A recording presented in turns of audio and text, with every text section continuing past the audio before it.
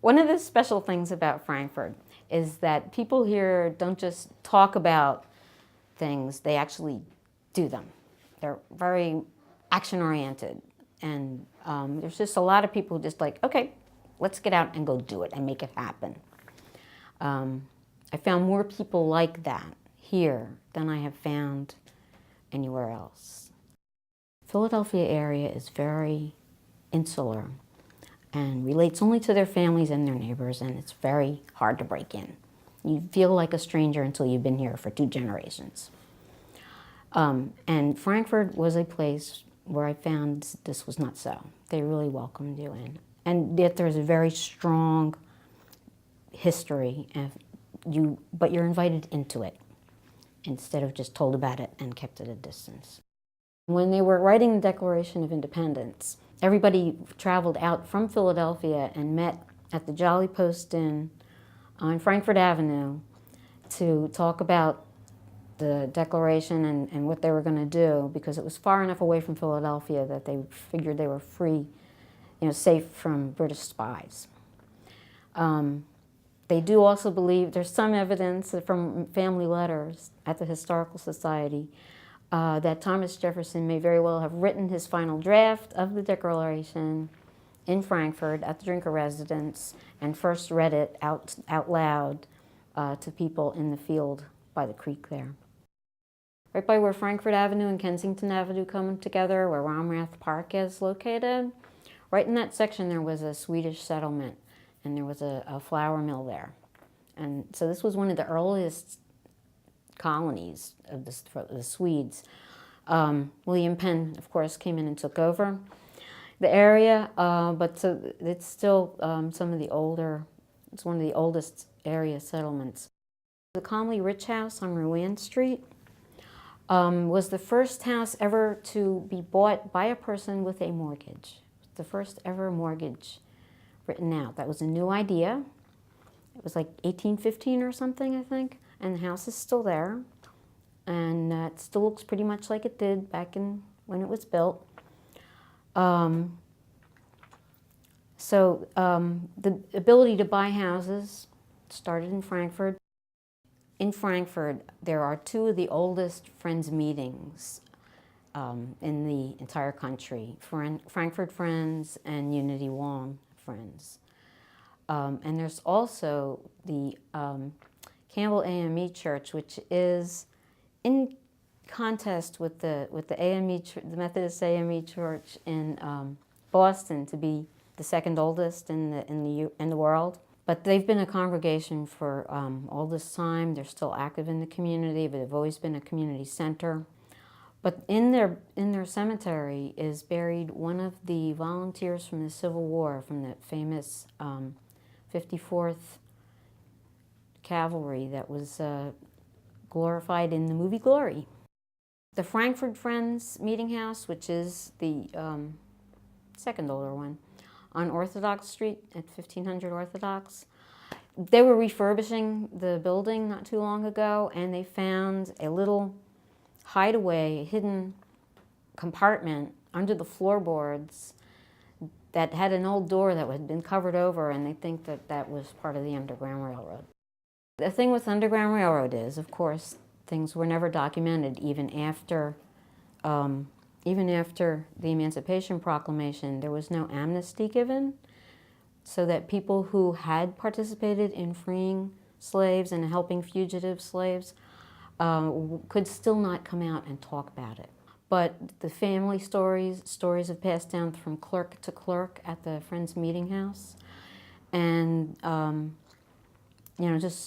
family stories have gone down. And the understanding is that Wong Street Meeting House, which is just like 2 blocks away from Campbell AME, they coordinated together to move people along.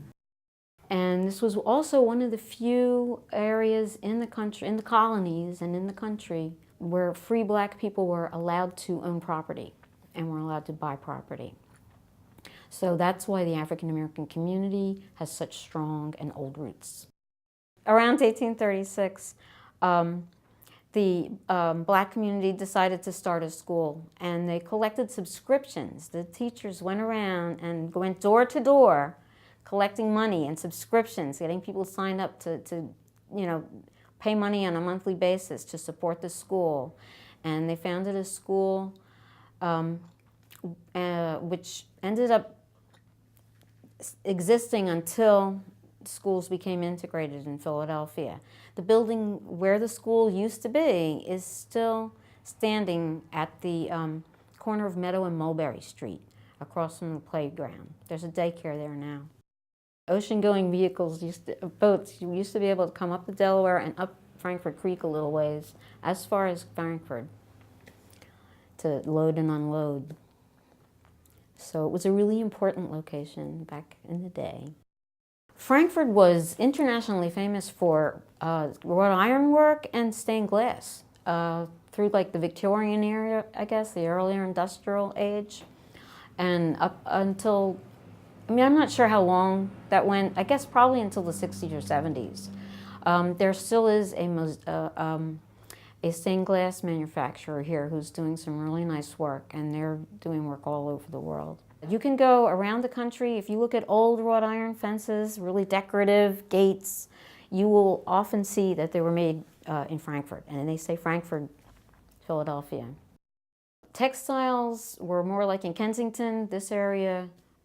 There were the dye works, and there were a lot of dye works, and they used to be right along the creek, and they would dump into the creek. And some older people in their 80s can tell you, remembering when they were kids, still watching the creek turn colors as the waste was dumped into the creek. And they remembered, of course, they weren't supposed to go swimming, but they did anyway, and they would come out, and they'd be colors themselves, and they'd get in trouble. After the civil rights bills were passed, and black people were allowed to go shopping in white people's stores, there was a really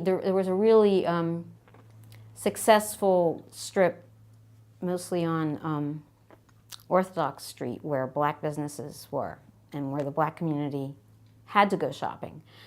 And when it became, open on Frankford Avenue, which was a very popular place to go shopping citywide, the black businesses started to fail.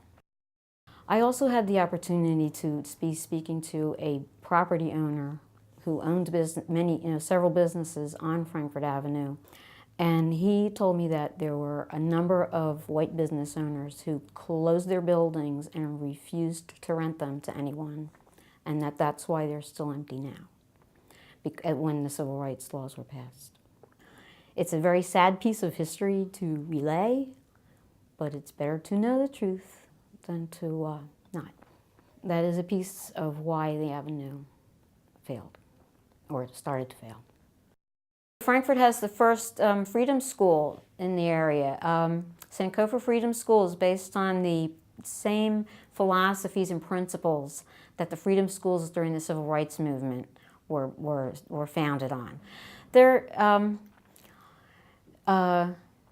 Afrocentric, but they have very clear philosophy and principle that was used during the civil rights era, and I think they're very fabulous, and we're really lucky to have them here.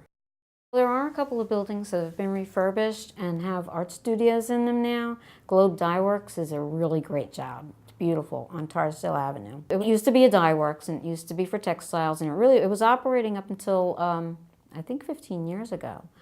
A developer bought it up and opened it up. There's artists in there. There's some. There are also some handcrafting businesses, I think. There's a couple different businesses going on in there, but I know some of them are artists. And then there's a building on, there's a few different buildings that were mills that have been converted to woodworking businesses and artist studios in the area. There's a lot of potential to do even more, I'm sure. Every year, Martin Luther King Day, we do a breakfast in honor of, a community breakfast in honor of Dr. King. And it's a community project. And we have speakers and, performances and things like that.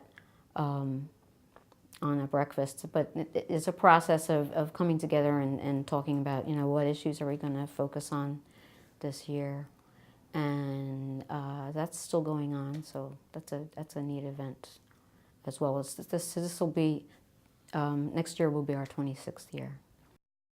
I would love to see a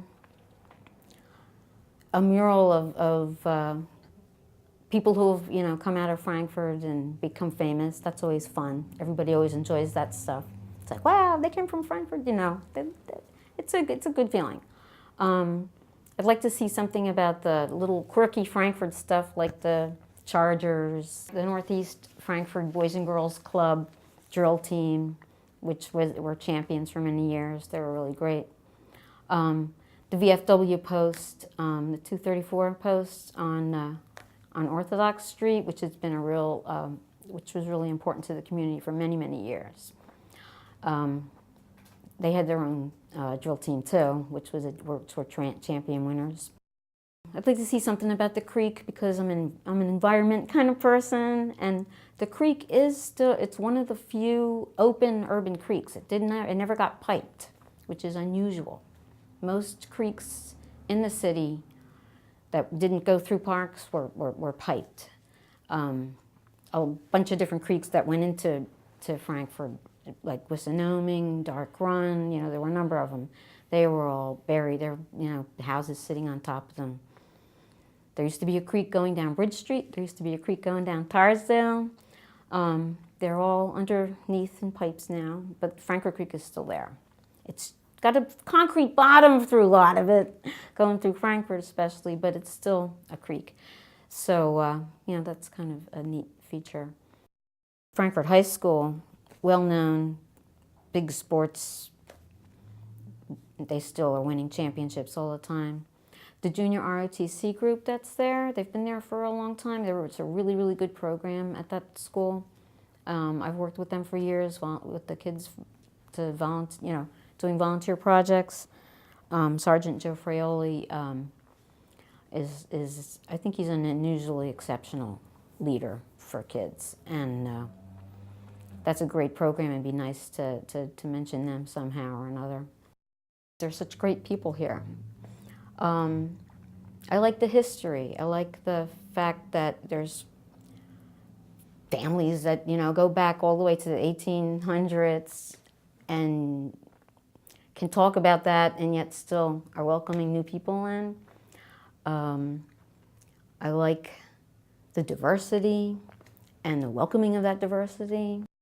People who are self-reliant, resourceful, can-do attitude, not afraid to go ask their neighbors to pitch in, and also not afraid to offer help.